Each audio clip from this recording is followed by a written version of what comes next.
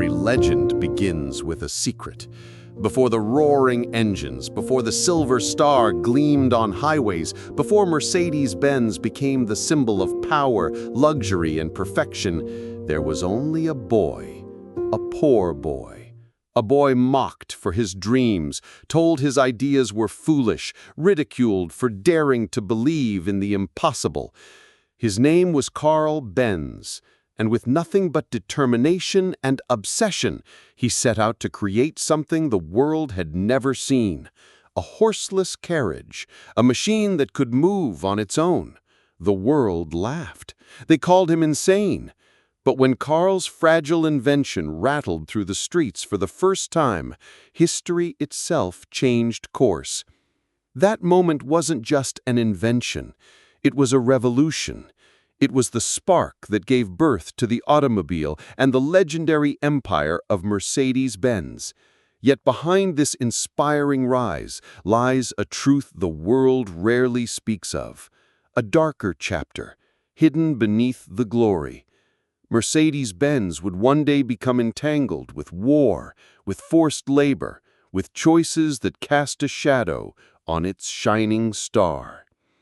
This is the story you were never told, the secret story of how a poor boy's dream became both a symbol of greatness and a reminder of how fragile that greatness can be.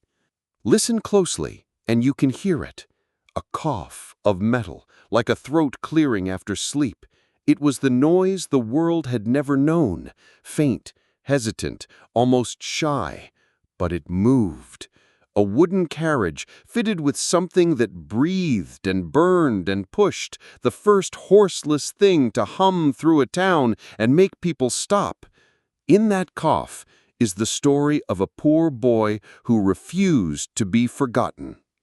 His name was Karl Benz. He did not look like a revolutionary. He was small of stature, preoccupied, eyes that fixed on gear teeth the way others fix on faces.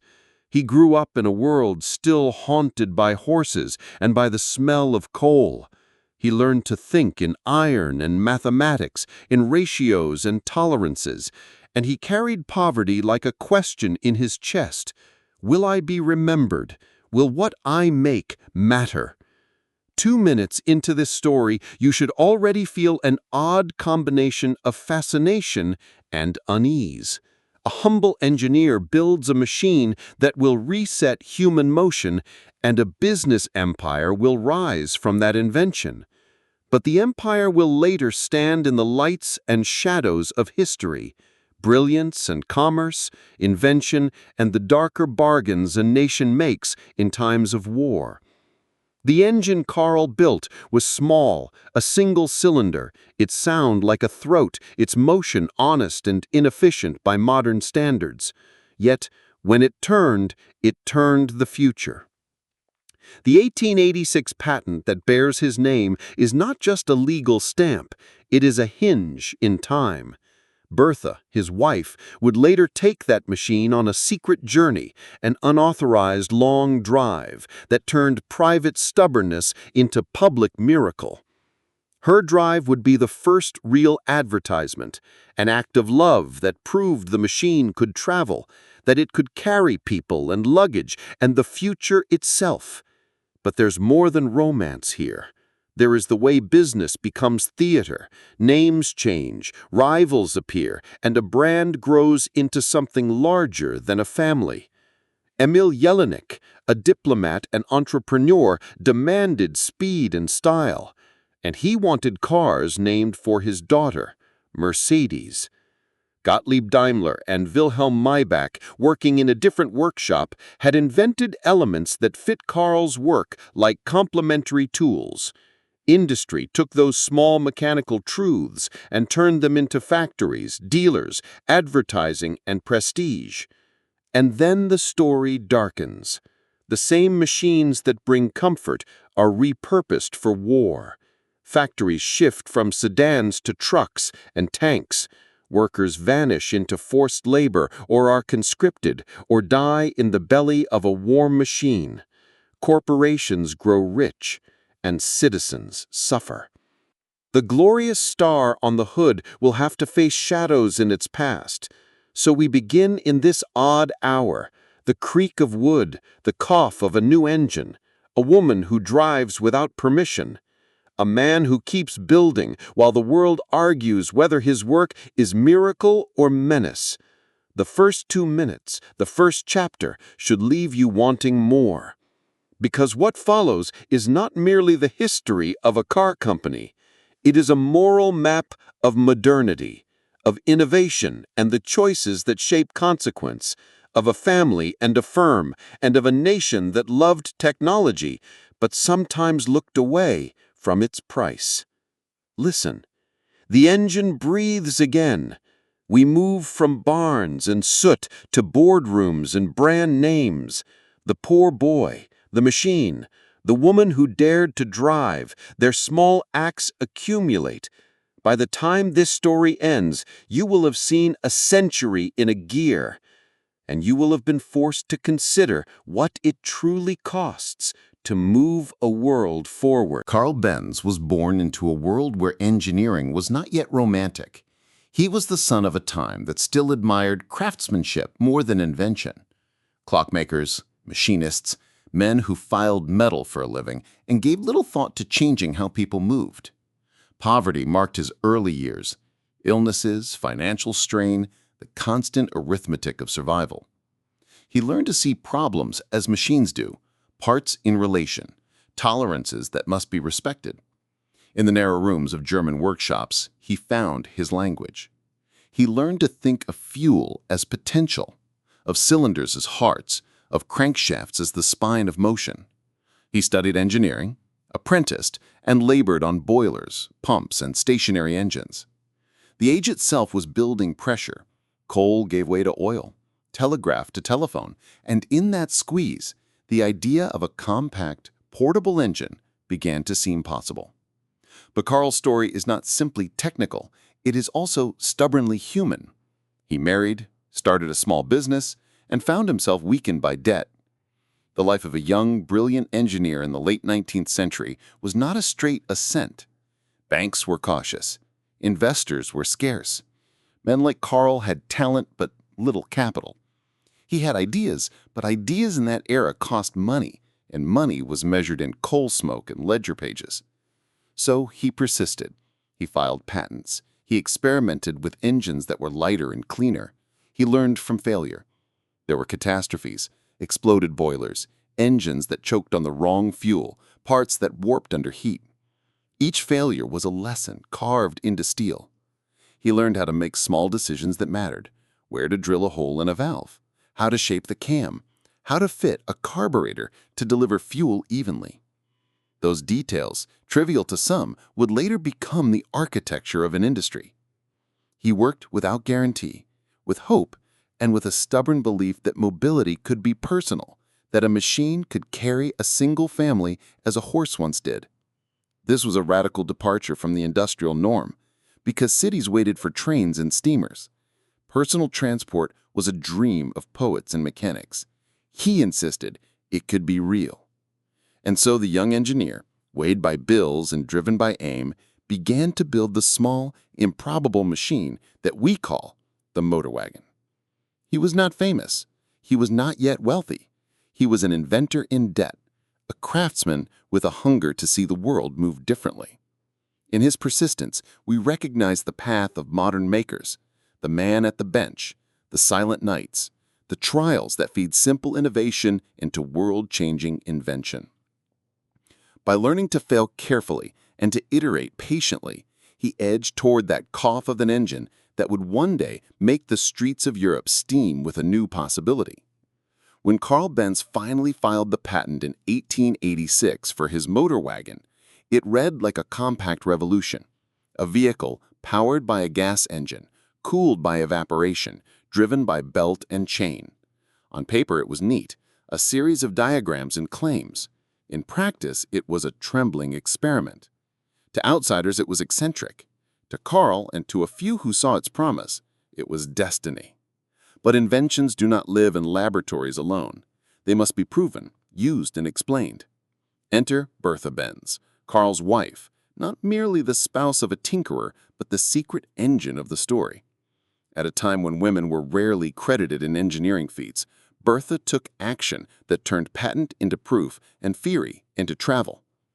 One autumn morning in 1888, she persuaded, or perhaps compelled Karl to let her take the motor wagon on a long drive. She did not tell him everything. She loaded luggage, 2 of their children, and a care for public demonstration in the trunk of a world that had never seen a car. Her journey was scandalous, intimate, and brilliantly practical. Roads were rough, fuel sparse, and mechanics primitive. She coaxed the machine forward when it stalled. She found ligarine in apothecaries because there were no petrol stations. She improvised repairs with a hat pen and wire. Where the theory failed, her hands fixed. Where the machine needed experience, she lent courage. 3 outcomes followed that small act. 1, the motor wagon proved itself. A photograph of that trip might have been more valuable than a dozen patents. 2, the public, once confronted with the sight of a self-propelled carriage rolling through town, could not look away. The novelty generated conversations, customers, skeptics, and promoters. 3, Bertha's story reframed what invention is, less a solitary moment in a workshop, and more a human project that requires social validation, personal risk, and sometimes defiance. For Karl, Bertha's drive was more than publicity. It was a test. Could his machine overflow the narrow walls of the engineering mind and carry ordinary life? Could it survive the conditions of daily use? The answer was a brittle, glorious yes. From that drive came orders. From orders came small production. And from small production came attention. We must not romanticize the moment into a tidy moral. The motor wagon remained an expensive, fragile object that required continuous improvement. Yet Bertha's act planted another truth. Innovation travels faster when people are willing to risk reputation for proof. She used what she had, courage, improvisation, love, to turn a private invention into a public claim. That claim would form the rootstock of a company, a brand, and eventually a global empire. While Karl Benz was refining his motor wagon in southwest Germany, a parallel story was unfolding in the workshops of Gottlieb Daimler and Wilhelm Maybach. They were not the same men, but their work intersected with Karl's in surprising ways. Daimler and Maybach were focused on the engine as a universal tool, a motor that could be attached to boats, carriages, even small machines, while Karl's genius was to integrate engine and vehicle into a single coherent device. Daimler's background was different. He had roots in the machinist tradition and a mind for compact, high-speed engines. Maybach, his close collaborator, was an artist of tolerances who combined precision with inventive flair. Together, they built engines that could rev faster, deliver smoother power, and ultimately enable speed in a way Karl's early models did not. They were commercial rivals, yes, but they were also co-authors in the larger narrative of motorization. The late 19th century produced a diffuse field of experiments. Living rooms where clockmakers sought to make engines quiet. Boathouses where marine engines were adapted for land. Racing circles where speed was tested and public interest stoked. In this noisy arena, ideas cross-fertilized. Engineers read each other's patents, sometimes infringed, often built upon. The result was not a single inventor's triumph, but a collective leap. An ecosystem where the right parts met the right minds at the right time. Commercially, Daimler's company, the Daimler Motorengesellschaft, calibrated itself for larger scales early on. The firm aspired to sell not merely to hobbyists, but to emerging markets. Taxi companies, military contracts, and the budding wealthy class who wanted to be seen in a new kind of carriage. Meanwhile, Karl Benz enterprise focused on refining the integrated vehicle. 2 routes, 1 destination, to make motion personal, reliable, and aspirational. The rivalry between these camps would eventually become a partnership by other means. The market began to demand both elegant engineering and mass reliability. Consumers wanted speed and comfort, brand and service. This convergence created the conditions for mergers, alliances, brand wars, and later, the naming of cars in ways that would make sense to drivers and diplomats alike. In other words, the rise of the automobile was not a single act, but a chorus. Karl Benz sang with a certain voice, Daimler and Maybach with others. Together, and sometimes against one another, they invented the grammar of personal transport. In that grammar, aesthetics and engineering braided into a style of life, the ability to move intelligently, quickly, and in comfort. The world would never look back. While technology is the skeleton, branding is the flesh that the public recognizes. The name Mercedes did not arise in a boardroom as a marketing ploy long after the cars had proved themselves. It arrived as a demand from a customer who wanted a car that carried value in its name. Emil Jelinek was that customer, a diplomatic entrepreneur who bought cars, raced them, and insisted they carry his daughter's name. Jelinek was shrewd in a way that neither inventor nor engineer often is.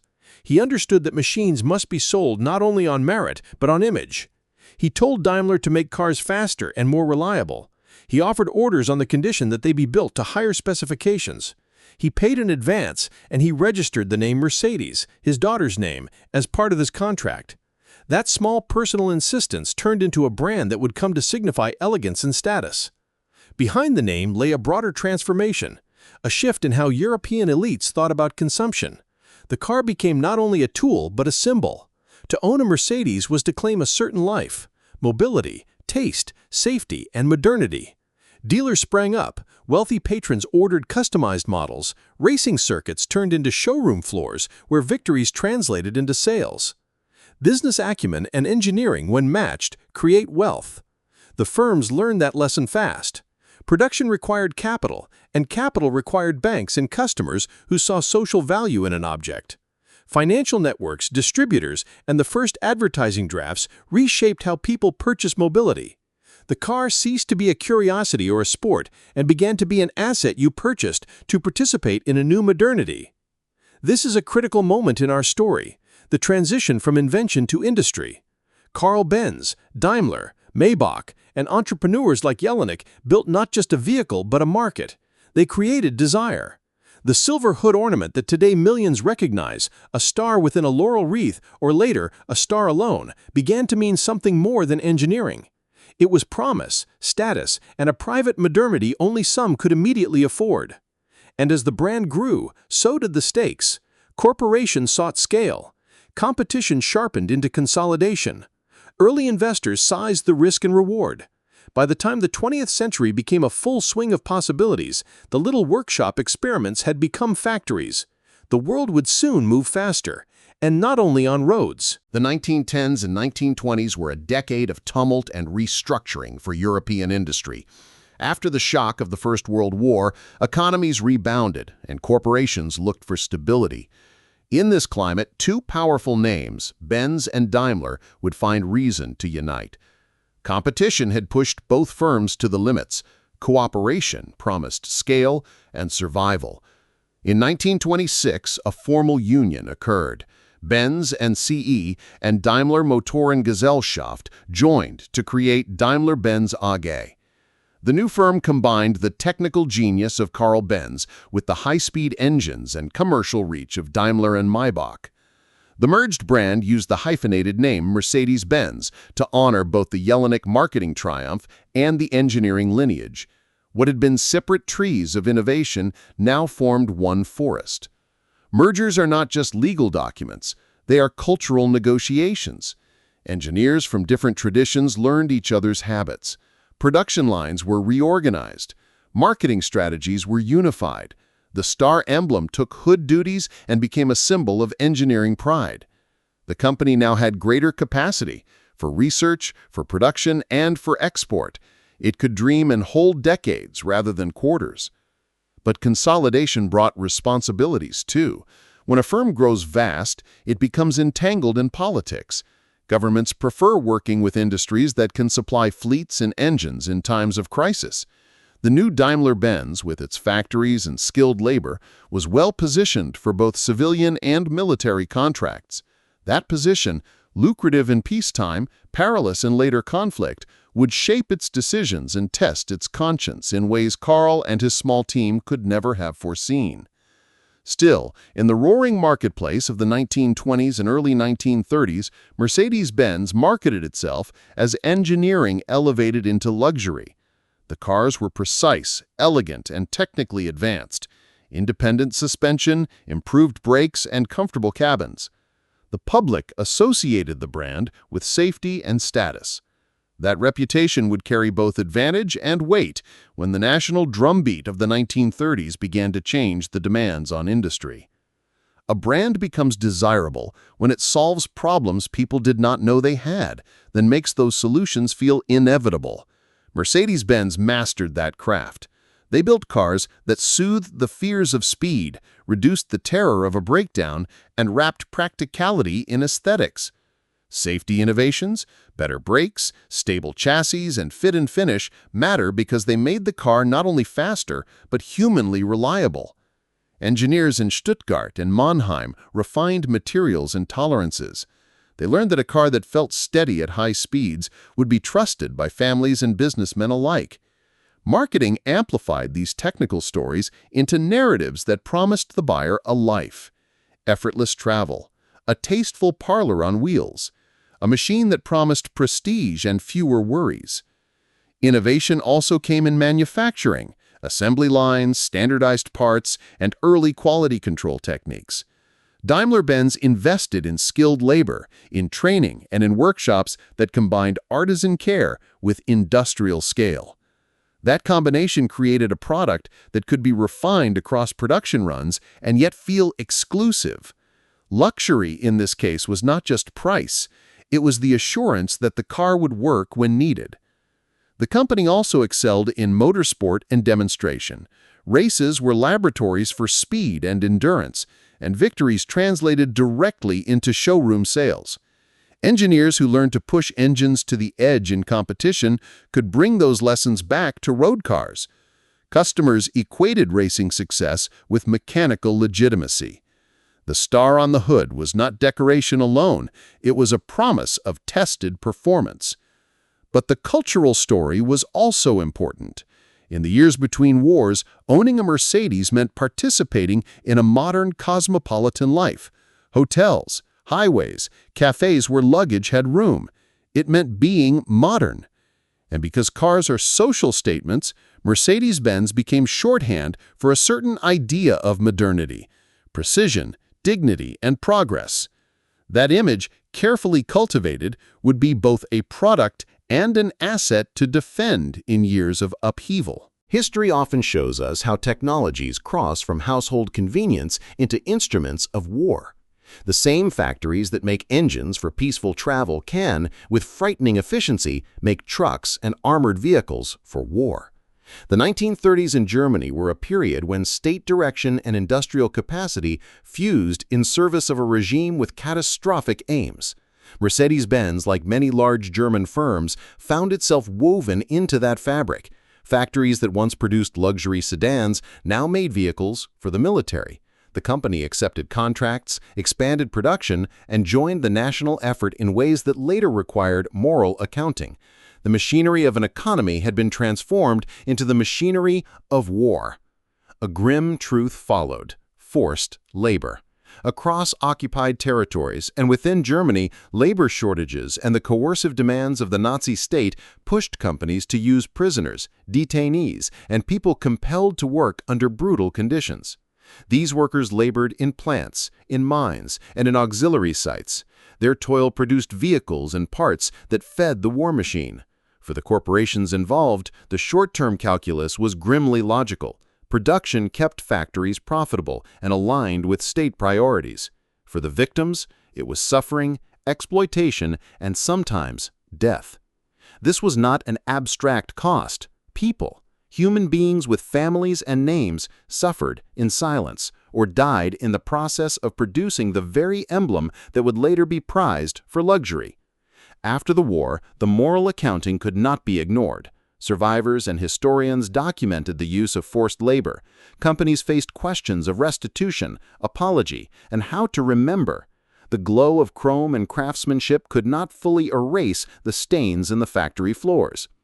Understanding this is essential to any honest portrait of Mercedes-Benz. The company's technical triumphs and cultural prestige stand beside a history of moral complexity. The brilliance of engineers like Karl Benz and Wilhelm Maybach sits beside corporate choices made under a regime that practiced crimes. To tell the story without the darkness would be to sterilize history. To tell it only in darkness would be to miss the human ingenuity that also changed lives. So we carry both truths, the machine that liberated motion and the human cost of choices made when nations turn to war. The complexity will return again as we follow the company past defeat, into rebuilding, and into the late 20th century where accountability and reinvention become central themes. When the guns fell silent and ruins smoked, Germany lay broken. Factories were damaged, labor was scattered, and the moral landscape of industry demanded confrontation. For Daimler-Benz, the post-war years were existential. Production lines idle, supply chains severed, leadership questioned. But the engines that once powered war would now help power recovery. Rebuilding required economic help, managerial courage, and a willingness to reimagine purpose. The company retooled. Trucks for reconstruction, engines for factories, and eventually, sedans for families. It sought to regain trust at home and abroad. That effort included difficult conversations about wartime conduct. Some industrial leaders cooperated with denazification efforts.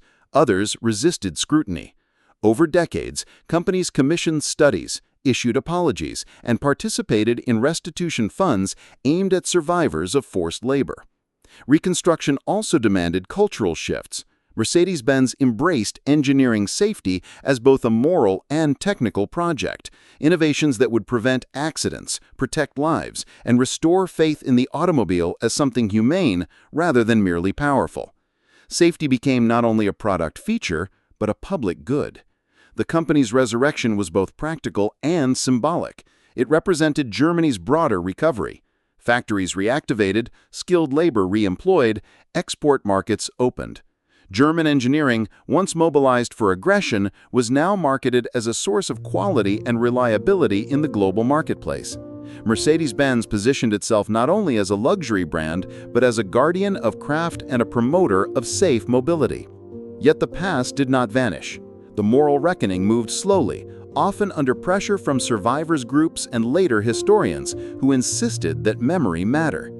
Decades later, the company would publicly acknowledge its wartime actions and agreed to restitution programs, a necessary but incomplete step toward justice. Corporate memory had to be reconciled with moral responsibility. In the end, rebuilding demanded that the firm learn to be both artisans of steel and stewards of conscience. The road from factories rolling out military trucks to showrooms offering elegant sedans was not only an engineering journey, it was a human story of reconstruction, apology, and the stubborn desire to make something better out of what had been broken. The mid-20th century brought new expectations. Cars were no longer novelties, they were household necessities. Families expected safety, comfort, and a sense that the machine would not betray them. Mercedes-Benz leaned into that moment, investing heavily in research that treated safety like an ethic. They developed innovations that would become standard across the industry, crumple zones that absorbed impact energy, safer steering columns, improved braking systems, and robust testing protocols. These were not trivial cosmetics, they saved lives. Engineers conducted crash tests, studied impact physics, and rethought how a car should protect its occupants. Mercedes-Benz framed these moves as an extension of their engineering creed, to create machines that serve humanity, not endanger it. But safety also became a brand promise. Advertising tied technical rigor to family narratives. A father driving his child to school in a car that showed reliability in every panel seam. The company's public image began to emphasize trustworthiness and responsible engineering. Design language balanced stately dignity with aerodynamic function. The star on the hood became a reassurance as much as a symbol of status. This built goodwill in markets worldwide. As highways emerged in America and Europe, Mercedes-Benz models became aspirational for those who valued comfort and engineering excellence. The firm's luxury image expanded to include a reputation for solidity, a car got not only for status, but for safety and longevity. People told stories of Mercedes cars that lasted decades, engines that ran smoothly, interiors that aged like good furniture. Yet this era also widened the gulf between those who could afford the brand and those who could not. Luxury, even if aligned with public goods like safety, remains a marker of inequality. The brand's success reflected not only technological triumphs, but also the economic structures that distribute goods unevenly. Still, for many, a Mercedes was a dream realized, a sign that their work had allowed them access to a machine that promised security and dignity on the road. The company's post-war identity, safety fused with prestige, would carry it forward into global markets and into leadership roles in shaping automotive standards. But as the 20th century turned, the brand would again confront questions about responsibility, history, and the changing values of consumers worldwide. By the late 20th century, Mercedes-Benz had become synonymous with a kind of global modernity, a German engine of precision that sold not only machines, but a lifestyle. The company's expansion into markets across the United States, Asia, and beyond reflected both industrial scale and cultural aspiration. Designers translated engineering into language people understood, the sedate lines of a luxury sedan, the presence of a three-pointed star, and interiors that spoke of quiet competence. The cars became part of film imagery, diplomatic motorcades, and the visible symbols of entrepreneurs and officials. In urban skylines, the Mercedes hood ornament became common enough to register as cultural currency. The firm also embraced diversification: sports cars for performance enthusiasts, wagons for families, and later SUVs that would redefine luxury mobility. Technological leadership remained central. Innovations in fuel injection, electronic control, and comfort systems kept the brand competitive. The company invested in dealerships, service networks, and training to ensure that ownership offered a consistent experience anywhere on the map. A cultural tussle accompanied this success. Some critics viewed the brand as ostentatious, others saw it as earned excellence. The company navigated tastes and criticism by doubling down on quality and customer service, and by participating in social programs, design shows, and collaborations that emphasized sustainability and craftsmanship. Yet global expansion exposed new pressures: environmental scrutiny, labor expectations, and reputational risk. By the end of the century, the firm that once relied mainly on mechanical mastery now had to answer to global consumers who ask about emissions, ethics, and corporate responsibility. The brand's past, both its innovations and its wartime involvement, shaped those conversations. The star remained bright, but its luster had to be managed with greater care. Companies as old as Mercedes-Benz become custodians of memory, whether they want to or not. Museums, archives, and corporate histories try to curate a narrative: engineering excellence, aesthetic leadership, and a story of national industrial prowess. But the past refuses to be tidy. The forced labor and wartime production that supported earlier growth demanded acknowledgement. By the late 20th and early 21st centuries, pressure from scholars, survivors, and public opinion pushed firms toward formal recognition and reconciliation. Mercedes-Benz participated in compensation programs and funded research into wartime practices. It disclosed archives and invited historians to examine records. These acts did not erase history, but they framed an honest engagement with the past, a recognition that technological achievement must be matched by moral clarity. Remembrance also took the form of design choices: safety as a moral project, sustainability as an engineering foresight, and community programs that honored victims. The company began to align its future with values that responded to historical pain. The star on the hood slowly came to represent not only prestige, but an aspiration that engineering might redeem itself by serving broader human welfare. Such reckonings are never complete.